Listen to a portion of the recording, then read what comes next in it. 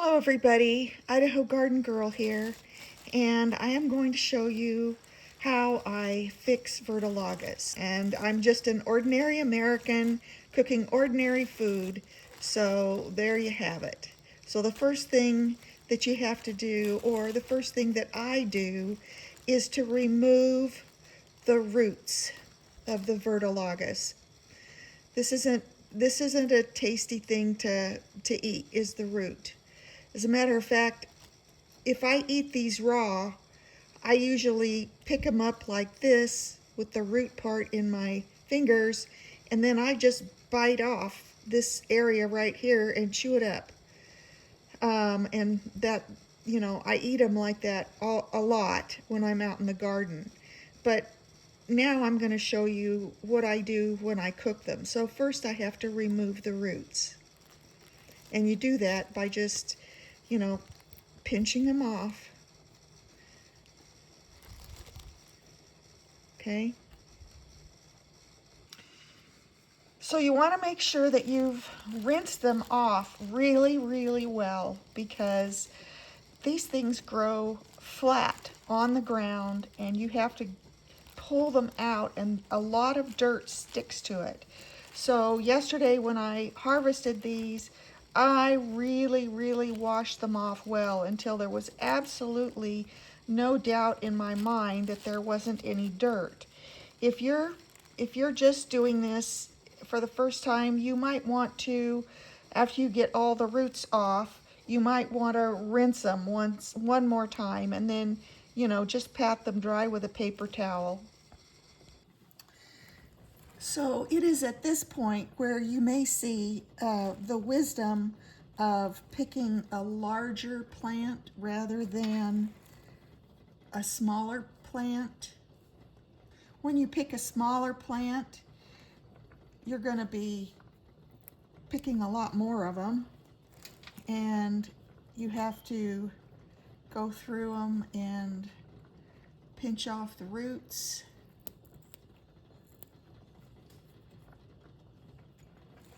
Whereas if you have a larger plant like this one,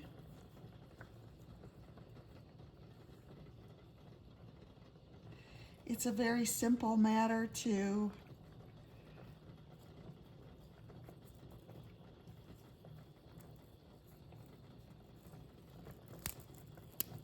pick off the root, and then you can decide whether you want to eat the stems. Some people don't want to eat the stems, and so they strip the leaves off. You have to go the opposite direction, like from the top to the bottom. But I actually eat the stems. They don't bother me. I just don't want the hard root, or if you feel like this part of the stem is too tough. I mean, it broke easily. So anyway, I just kind of break them up in pieces like that. So next time you're out there in your garden and you see purslane, just remember that it's going to be a whole lot easier to handle the bigger pieces than it is, I can't even see if the camera, there, than it is to be handling a small little tiny plant like this.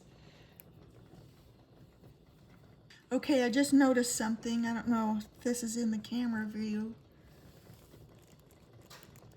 This is another good reason to rinse them again. Look at this.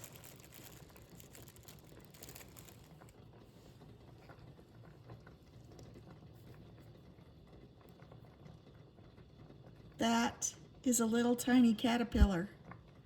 So if you don't want to have the extra protein, if you don't want to eat caterpillars, then you need to make sure you rinse them again. And I'm gonna rinse mine.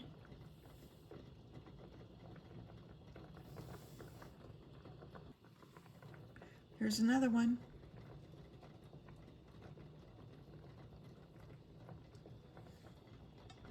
So these are some boiled potatoes that I just, it was two potatoes, and I just am cutting them up into small chunks.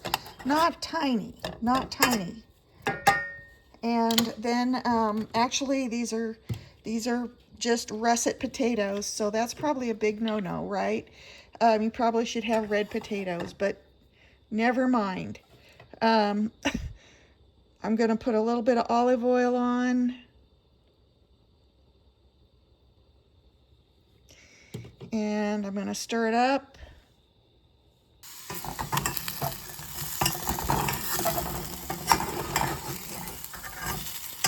So that's good. They're getting a little bit brown.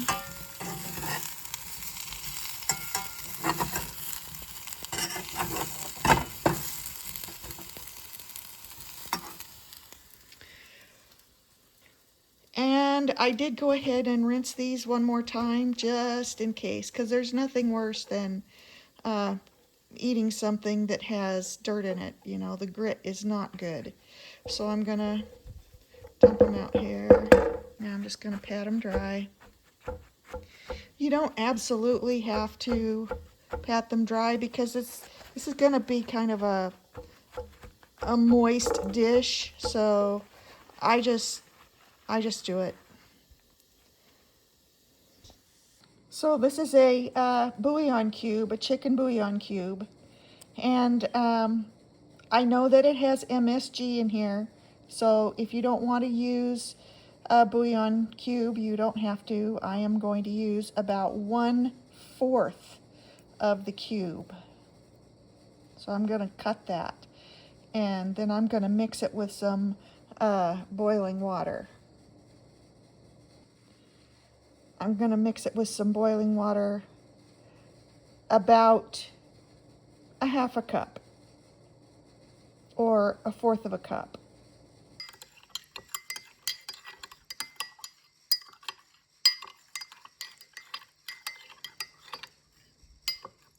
So somebody told me that I'm an intuitive cook, and I didn't know exactly what that meant, but I guess what they were implying was that I don't follow a recipe, and that's exactly true. I do not follow recipes.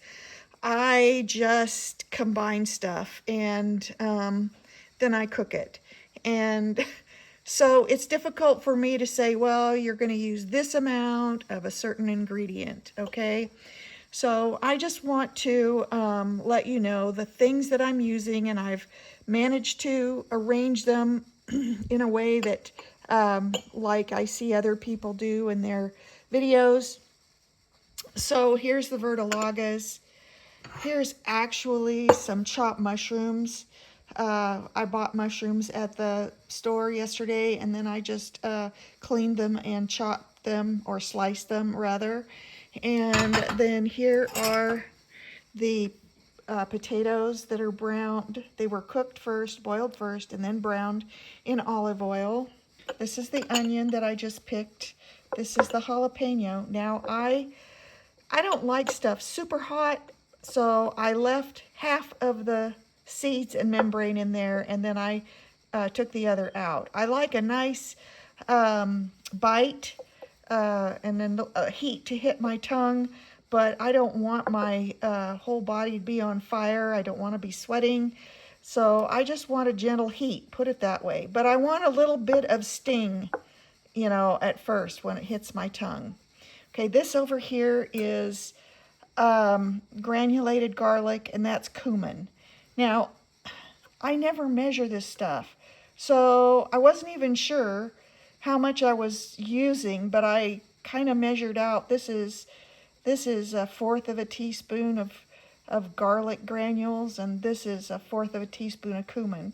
So if I taste it later and it doesn't have enough, I'll add more.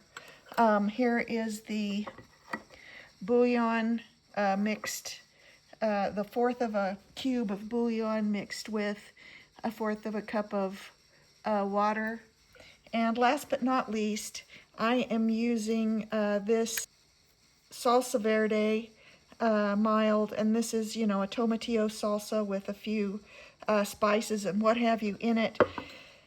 You know, I often use fresh tomatillos for this when I make this. This is a really great way to use tomatillos, but I don't have any tomatillos at the moment. So I do have this on hand, And so this is what I'm going to use. So I'm using olive oil.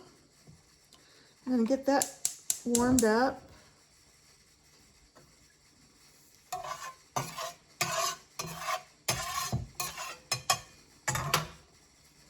Then I'm going to add the mushrooms.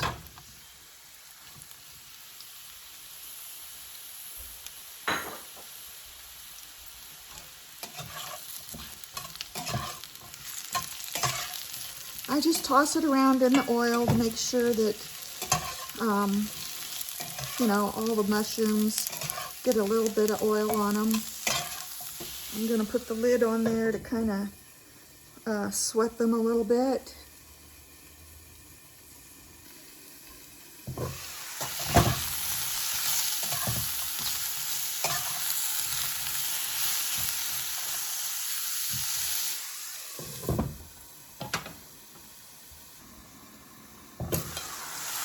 So that just took about, I don't know, like 3 or 4 minutes.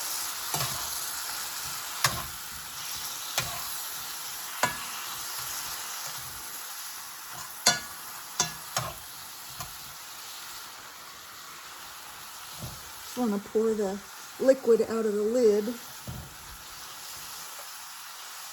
Okay, now I'm going to add the verdolagas, the chilies. It was just 1 jalapeno, the green onion. I'm going to stir it around.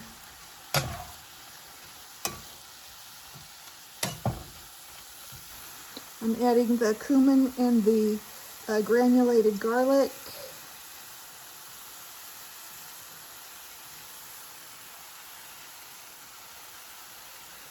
You know, if I had some fresh cilantro, that would be awesome, but I don't. So I'm just going to do without.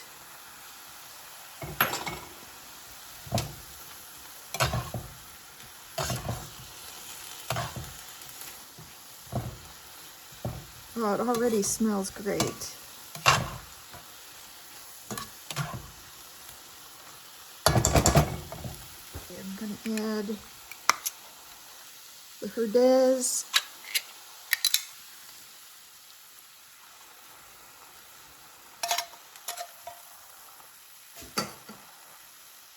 The broth. I don't think I'm going to need to add any salt because the herdez has salt in it and the bouillon has salt in it. So I want to kind of reduce it a little bit. Probably could have added less of the herdez, but it's okay.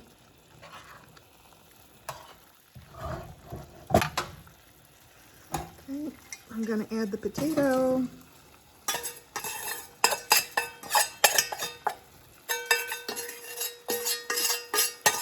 And I kind of like the little brown, you know, the brown bits, so I'm going to get some of that juice, pour it in there.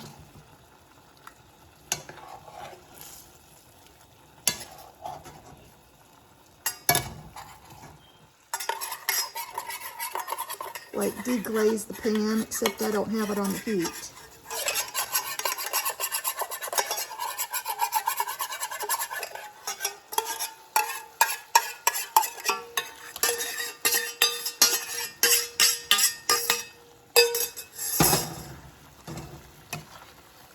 And then I just mix it all together. And then maybe I'll take a little taste here.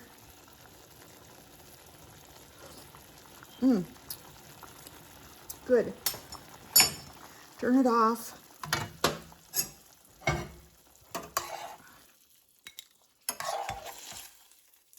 So the potatoes are already cooked. They were, as I said before, they were boiled and then they were browned in a little bit of olive oil in that small pan there.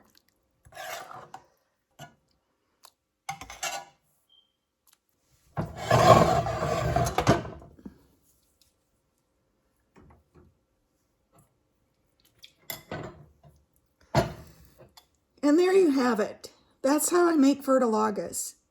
Now the best the best way I eat these, I mean they're just fine here as a side dish, but what I really like to do is to eat them with over easy eggs and refried beans. So I'm going to do that.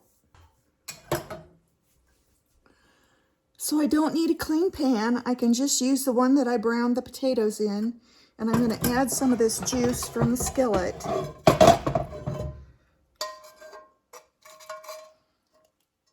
Oh man, that's heavy. Whew.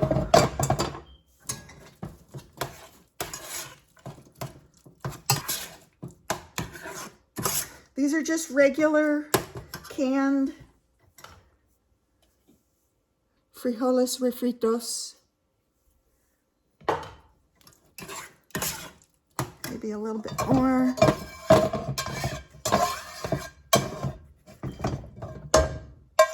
Dang, that thing is heavy.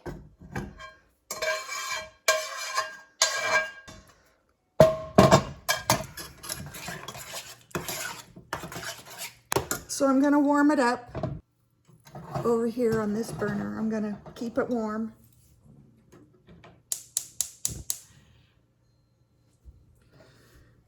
I'm going to switch places with this.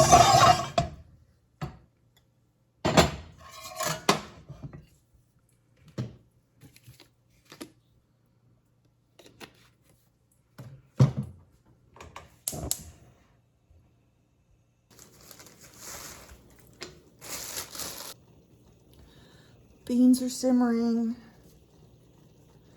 I don't have the fire on the tortillas yet. So 2 corn tortillas.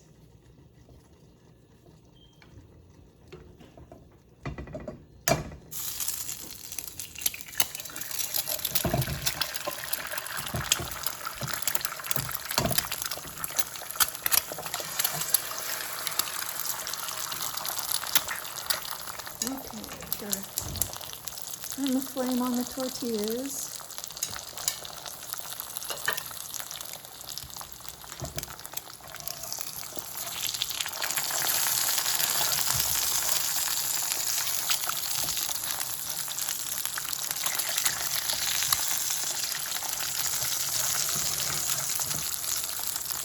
Oh, yes. Like it might stick.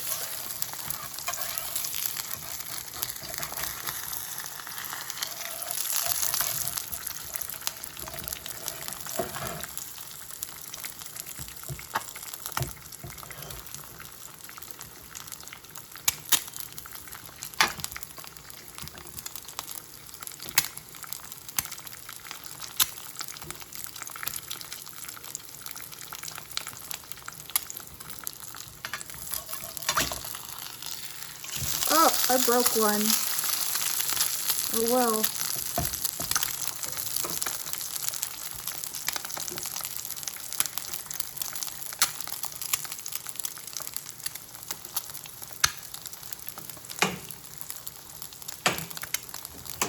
Everything off.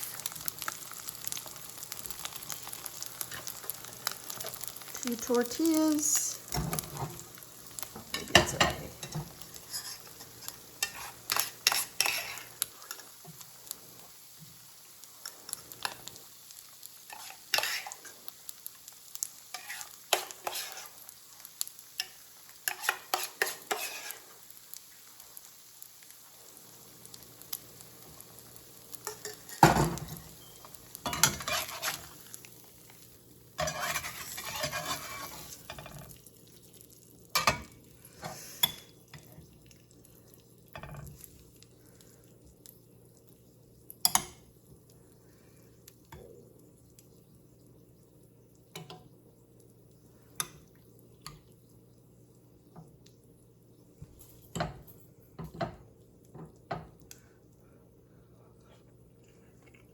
Oh man, that's good.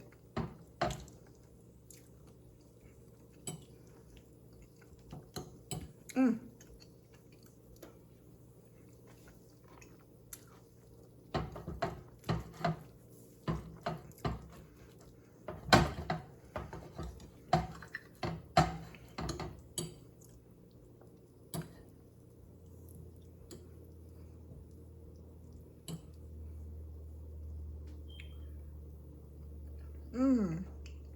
That is really good.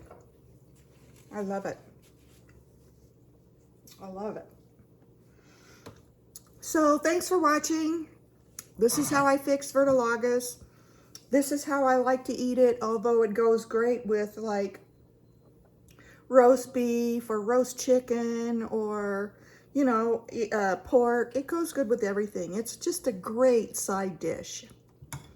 Okay, thanks for watching. Bye for now.